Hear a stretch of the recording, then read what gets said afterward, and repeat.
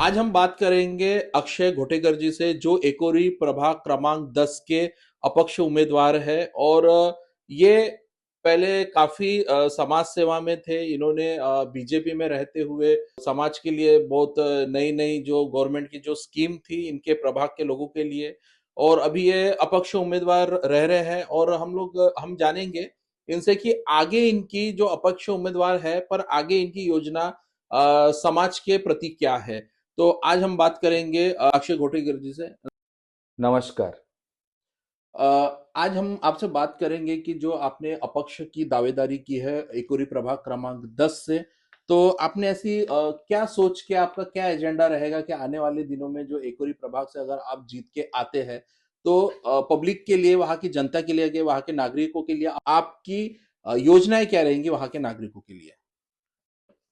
पहली बात तो सर, अब मैं वहाँ पे काम करते करते मुझे 1.5 साल हो गया है।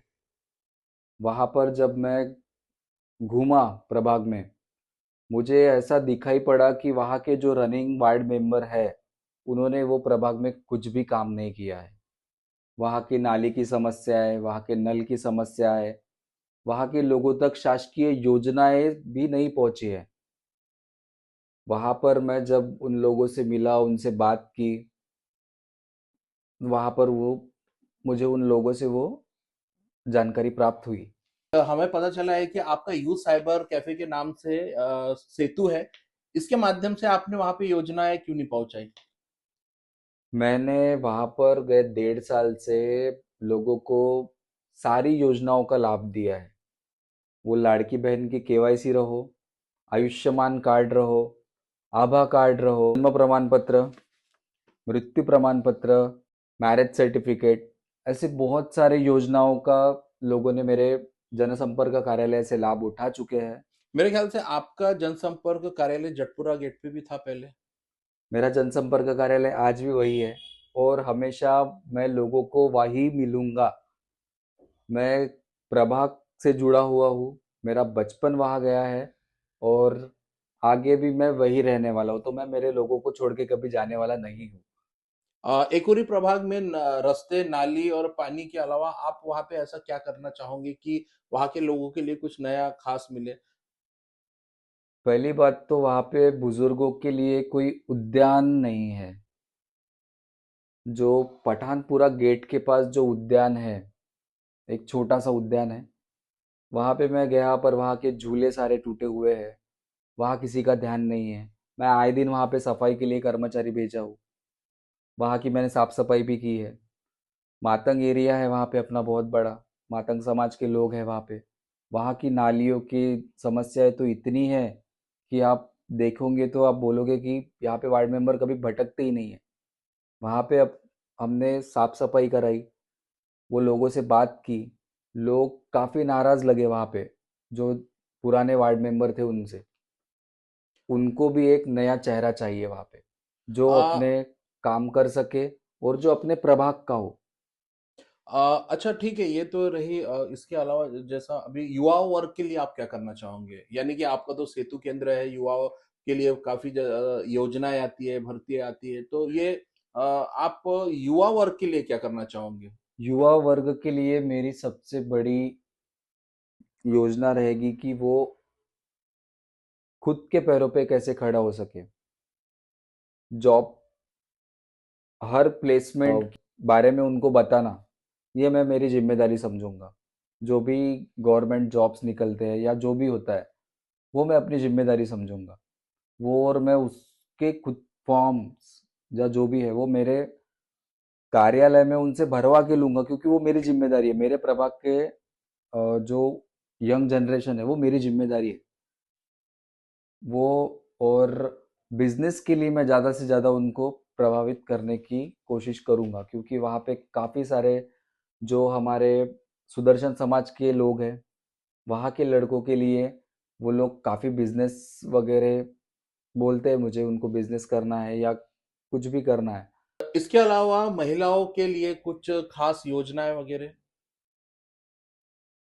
बोलिए तो महिलाओं के लिए अभी शासन ही काफ़ी सारे स्कीम्स या योजनाएं चलाती है, वो योजनाओं की माहिती हम लोग पहुंचा ही नहीं पाते हैं उन तक। तो वो माहिती उन तक पहुंचाना और उसका लाभ उनको देना, ये मेरा सबसे बड़ा मोटो रहेगा। महिलाओं के सशक्तिकरण के लिए ऐसा आपके पास कोई नियोजन है, उनके लिए कुछ गृह उद्योग वगैरह ऐसा कुछ? हाँ, महिला, नागरिक और वहाँ के बच्चों के लिए मुझे वहाँ पर सीसीटीवी कैमरा हर तरफ लगाना बहुत ज़रूरी है। आए दिन वहाँ पे कुछ लोग चोरी चकारी या बाकी मारा पीट झगड़े होते ही रहते हैं। वो रोकने के लिए शासन का वहाँ पे एक नियंत्रण होना बहुत ज़रूरी है, जो कि सीसीटीवी के माध्यम से हो सकता है।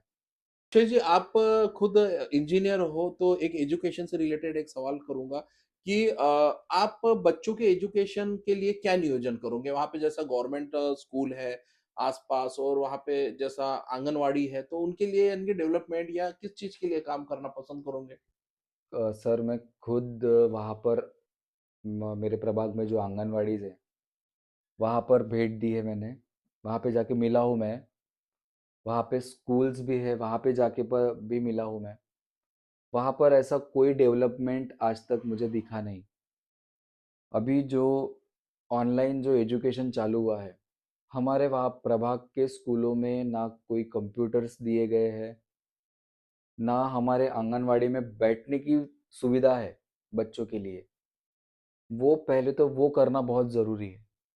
मैं वहाँ पर इतने दिन से काम कर रहा हूँ, मुझे लोगों की तकलीफ़ें क्या है और उनको उनको कैसे ट्रीट करना है, वो अच्छी तरह से पता उस है। एरिया में आपको ऐसा लगा कि थोड़ा-सा वहाँ पे कुछ मध्यम वर्गीय और थोड़ा-सा ये भी रहता है।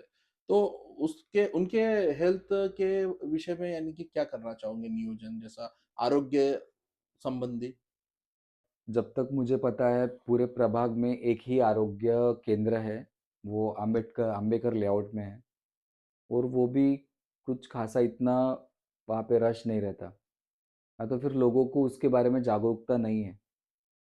उसके प्राथमिक आरोग्य केंद्र के बारे में जागरूकता लाना लोगों में, उस आरोग्य शिविर जगह-जगह लेना, वो मैं मेरे कार्यालय में ऑलरेडी बहुत बार ले चुका हूँ, लोगों को इसके बारे में पता भी है। मैं जब से समाज सेवा में आया हूँ, मैंने काफ़ी सारे आरोग्य शिविर प्रभाग में किए हुए हैं। लोगों ने उसका काफ़ी फ़ायदा भी उठाया है। ऐसे ही आरोग्य शिविर हर जगह हो और पूरे साल भर हो, ऐसी मेरी इच्छा है। क्योंकि वहाँ पर मध्यम वर्गीय लोग ज़्यादा होने के कारण आरोग्य सेवा देना ये बहुत अच्छी बात होगी वहाँ पे, जब तक मेरा सोचना है। ये थे हमारे साथ अक्षय घोटेकर जी जो सामाजिक कार्यकर्ता थे। सामाजिक कार्यकर्ता से फिर अभी ये एकोरी प्रभाग क्रमांक 10 के अपक्ष उम्मीदवार हैं। और इनका जो कहना है कि वहाँ के प्रभाग के नागरिकों के लिए जो अरे! इनके मन में जो ख़्याल है कि वहाँ के नागरिकों का जो डेवलपमेंट है, वहाँ के लोगों का डेवलपमेंट है, किस तरीके से इनके जो एजेंडे हैं, तो आई होप कि ये अगर जीतने के बाद ये उसे अप्लाई करना चाहिए। मैं ताज, माय सिटी न्यूज़ से, धन्यवाद। धन्यवाद।